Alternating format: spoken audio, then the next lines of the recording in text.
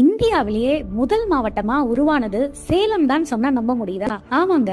1792 ஆண்டு ஏப்ரல் மாதம் 4ஆம் தேதி ஆங்கிலேயர் ஆட்சி காலத்துல இந்தியாவின் முதல் மாவட்டமாக உருவானது சேலம் மாவட்டம். பிரிட்டிஷ் கிழக்கிந்திய கம்பெனி படைக்கும் திப்பு சுல்தானுக்கும் இடையே 1792 நடைபெற்ற போரை தொடர்ந்து ஒரு ஒப்பந்தம் போடுறாங்க. அதோட அடிப்படையில தான் திப்பு சுல்தானிடமிருந்து பெறப்பட்ட பகுதிகளை கொண்டு சேலம் மாவட்டம் உருவாக்கப்பட்டது.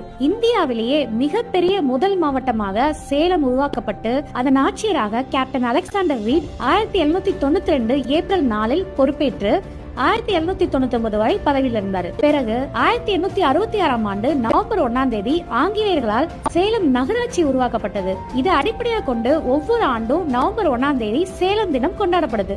1937 ஆண்டு இந்தியாவிலேயே முதல் முறையாக மதுவிலக்கு அமல்படுத்தியதும் சேலம் மாவட்டத்துல தான். 1885 ஆண்டு சேலத்துல செகண்ட் கிரேட் கல்லூரி பள்ளி நிர்வாகத்தை சேலம் நகராட்சி ஏற்றுக்கொண்டது.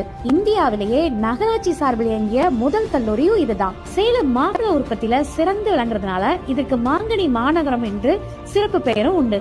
மிகப்பெரிய இரும்பு உருக்காலை அங்க இருக்கிறதுனால ஸ்டீல் சிட்டின்னு அழைக்கிறோம். 1966 ஆண்டு சேலம் மாவட்டத்தில இருந்து தர்மபுரி மாவட்டம் பிரிக்கப்பட்டது. இதை அடுத்து 1997 ஆண்டு சேலம் மாவட்டத்திலிருந்து நாமக்கல் மாவட்டம் பிரிக்கப்பட்டது.